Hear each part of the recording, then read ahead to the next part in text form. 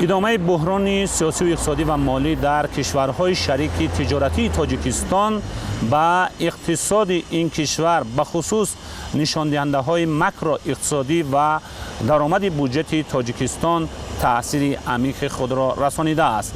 این نقطه ضمن نشست مطبوعاتی عبدالسلام قربانیان وزیر مالیه تاجیکستان بیان گردید. اجرایش نقشه درآمد بودجه در 6 ماه اول سال جاری 95.9% یا مبلغ 3.3 میلیارد سومانی را تشکیل داده است که نسبت به همین دوره سال گذشته 164.5 میلیون سومانی کم می باشد. در 6 ماه سال 2016 حجم گردش سودای خارجی 1 میلیارد و 939.1 میلیون سومانی را دلار را تشکیل می‌دهد. نسبت به همین دوره سال گذشته 56.6 میلیون دلار آمریکایی کم می‌باشد. تناسب بین صادرات و واردات منفی بوده، فرقیت آن 1 میلیارد 60.4 میلیون دلار آمریکایی را تشکیل داده است که به 54.7% حجم گردش سودای خارجی برابر می‌گردد است.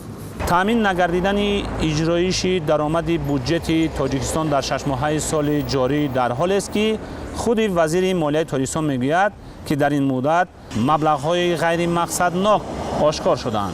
با گفته وی در 6 ماهه اول سال جاری مبلغ‌های غیر مقصدناک استفاده شده حدود 500 میلیون سومانی را تشکیل می‌دهد که از جانب خود اودیت داخلی وزارت و دیگر نهادهای بازرسی و سنجشی و تفتیشاتی در این رابطه آشکار گردیدند. ما همین برنامه را کوشش کرده هستیم که تا با آخر همین سال با آخر رسانیم این همین کمبودیایی که جای داشتن این برنامه میتواند که امر محافظت کند و مبلغ‌هایی که غیر قانونی استفاده برده میشود نهایت خیلی کم کرده شود.